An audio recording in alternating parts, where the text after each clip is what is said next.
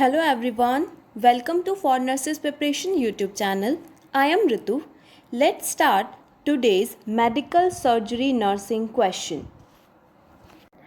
Question number 1 is, which of the following is the main portal of entry for the pathogen causing meningitis? निम्न में से meningitis उत्पन्न करने वाला pathogen का मुख्य पोर्टल ऑफ एंट्री कौन सा होता है?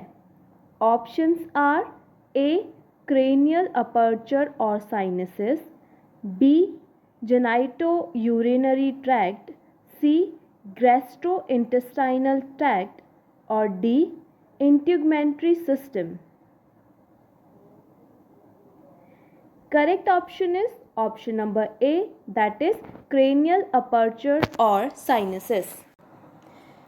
Cranial structure जैसे साइनस, अपर्चर्स आदि में इन्फेक्शन के कारण मेनिंजाइटिस उत्पन्न हो सकता है क्योंकि बैक्टीरिया मुख्यतः ड्रॉपलेट इन्फेक्शन के द्वारा सीधे एनाटॉमिकल रूट से गुजरते हुए मेनिंजेस और CSF तक पहुंच जाते हैं. शेष ऑप्शन वाले रूट्स जैसे genito urinary tract, gastrointestinal tract तथा इंटीग्यूमेंट्री सिस्टम के द्वारा पैथोजन का CSF से सीधा संपर्क यानी डायरेक्ट कांटेक्ट नहीं हो पाता है. Next question is, the patient is diagnosed with tonic-clonic seizure. Which of the following nursing interventions a nurse should prioritize this tonic-clonic seizure patient? एक मरीज में टॉनिक-क्लॉनिक सीजर का डायग्नोसिस है. इस मरीज में टॉनिक-क्लॉनिक सीजर के दौरान नर्सेस को निम्न में से कौन से नर्सिंग इंटरवेंशन को प्रायोरिटी देनी चाहिए? Options are A. Time the duration of the seizure. B. Note the origin of the seizure activity. C. Maintain a patient airway. Or D. Insert a padded tongue blade to prevent the patient from biting his tongue. Correct option is option number C, that is maintain a patient airway.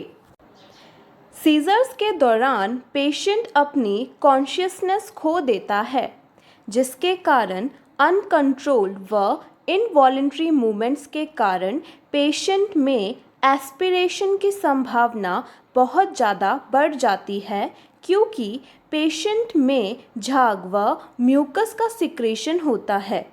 अतः nurse को seizures के दौरान व बाद में airway को maintain करने को प्रायोरिटी देनी चाहिए. Next question is, a person meets with the road side accident causes head injury. A nurse during the observation find out the clear fluid running from the nose. According to the nurse, which of the following situation indicates the clinical finding?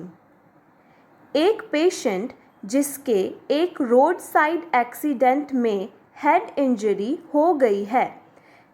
एक nurse observation के दौरान पाती है कि knows से clear fluid बह रहा है. नर्स के अनुसार यह सिचुएशन निम्न में से किस क्लिनिकल फाइंडिंग को इंडिकेट करती है? आपके ऑप्शंस हैं A sinus infection, B cerebral palsy, C cerebral confusion और D basilar skull fracture. Correct option is option number D, that is basilar skull fracture. Basilar skull fractures में मरीज के कान या नाक से क्लियर फ्लूइड और CSF निकलने लगता है. ऐसी स्थिति या कंडीशन को यथाशीघ्र मैनेज किया जाना चाहिए. शेष ऑप्शन वाली क्लिनिकल फाइंडिंग जैसे sinus infection, cerebral palsy, cerebral conclusion आदि का इस पेशेंट के सिचुएशन से कोई संबंध नहीं है. Question number 4th is, which of the following brain lobe injury to the patient causes the dysphagia? निम्न में से ब्रेन की कौन सी लोब में इंजरी होने पर पेशेंट में डिस्फेशिया की शिकायत हो जाती है? Options are A frontal lobe, B temporal lobe, C occipital lobe और D none of these. Correct option is option number B, that is temporal lobe. Brain की टेम्पोरल लोब के द्वारा स्पीच को कंट्रोल किया जाता है. यदि इस लोब में इंजरी होती है तो मरीज में डिस्फेशिया यानी भाषीय गड़बड़ी की शिकायत हो जाती है. इसके अलावा ऑसिपिटल लोब में क्षति होने से विजन डिस्टर्बेंस और फ्रंटल लोब में क्षति होने से personality changes, difficulty in speaking, concentration, memory and reasoning आदि में डिस्टर्बेंस उत्पन्न हो सकता है. Question number 5th is, a patient with spinal cord injury has paraplegia. The nurse knows that one major early problem will be. Options are A. Use of aids for ambulation, B. Bladder control, C. Nutrition intake or D. Quadriceps setting. Correct option is option number B, that is bladder control. Maturation process का नियंत्रण sacral region of the spinal cord के द्वारा होता है. मतलब यह bladder function को control करता है. अतः स्पाइनल कॉर्ड इंजरी होने के कारण ब्लैडर फंक्शन इम्पेयर्ड हो सकता है. इसके अलावा ऑप्शन वाली प्रॉब्लम्स इस प्रकार के पेशेंट में देखने को नहीं मिलती है. Next question is, which of the following is the initial clinical findings of Parkinson disease?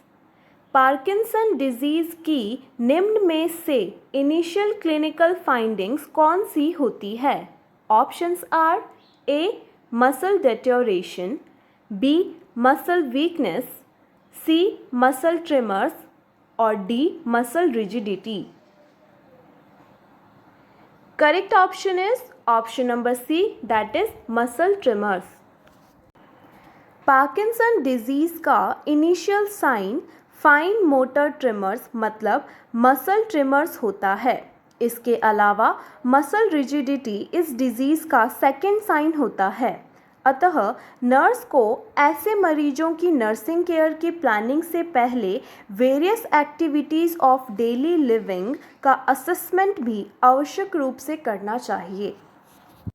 Next question is, which of the following medication may be prescribed to prevent a thrombotic CVA? Options are A. Ticlopidine drug, B. Methyloprednisolone drug, C. Streptokinase drug or D. Acetaminophen drug. Correct option is option number A, that is ticlopidine drug. Ticlopidine drug मुख्यतः coagulation process में platelet aggregation को रोककर thrombus के निर्माण को रोकती है. इस कारण से इस ड्रग को उपयोग थ्रोम्बोलिक सीवीए के प्रिवेंशन में किया जाता है. सामान्यतः एसिटोमिनोफेन के बजाय एस्पिरिन औषधि प्लेटलेट्स एग्रीगेशन को इंटरफेयर करती है. शेष ऑप्शन वाली ड्रग का इस डिजीज़ में यूज़ नहीं किया जाता है. Question number 8 is, during the assessment of full term neonate, which of the following assessment finding in neonate the neurological impairment suspected? एक फुल टर्म नियोनेट के असेसमेंट के दौरान निम्न में से कौन सी असेसमेंट फाइंडिंग के द्वारा नियोनेट में न्यूरोलॉजिकल इम्पेयरमेंट की संभावना प्रकट होती है? Options are A positive Babinski reflex, B positive rooting reflex, C. Weak sucking reflex or D. Subtle reflex in response to a loud noise. Correct option is option number C, that is weak sucking reflex. एक normal neonate में sucking reflex strong व vigorous होता है और यदि यह week या कमज़ोर होता है तो नियोनेट में न्यूरोलॉजिकल इम्पेयरमेंट को इंडिकेट करते हैं। बेबेंस्कीज रिफ्लेक्स जन्म के समय उपस्थित होता है और 2 साल के बाद डिसअपेयर हो जाता है। इसके अलावा रूटिंग रिफ्लेक्स व स्टार्लिट्स रिफ्लेक्स भी जन्म के समय उपस्थित होता है और यह लगभग 3 से 4 माह की उम्र के बाद डिसअपेयर हो जाता है। Next question is stimulation of the vagus nerve result in. Options are A coronary artery vasodilation, B tachycardia, C. Slowing of the heart rate, or D. Dilation of the bronchioles. Correct option is option number C, that is slowing of the heart rate. Vagus nerve हमारे शरीर में autonomic nervous system के parasympathetic portion की principal nerve होती है। जब इसमें stimulation होता है तो हार्ट रेट धीमी हो जाती है और हमारे शरीर में ट्रैकीकार्डिया मुख्यतः नॉरएपिनेफ्रिन के रिलीज़ होने से होता है। यह सिंपैथेटिक नर्वस सिस्टम का कार्य होता है और इसी के स्टिमुलेशन से लंग्स की ब्रोंकियोल्स में व हार्ट की कोरोनरी आर्टरीज में डायलेशन होता है। Next question is A patient taking phenytoin therapy should avoid using alcohol for which of the following reason? Options are A. Alcohol raises the phenytoin level, B. Alcohol decreases the effectiveness of the phenytoin, C. Alcohol impairs judgment and coordination, or D. Alcohol raises the seizure threshold. Correct option is option number B, that is alcohol decreases the effectiveness of the phenytoin.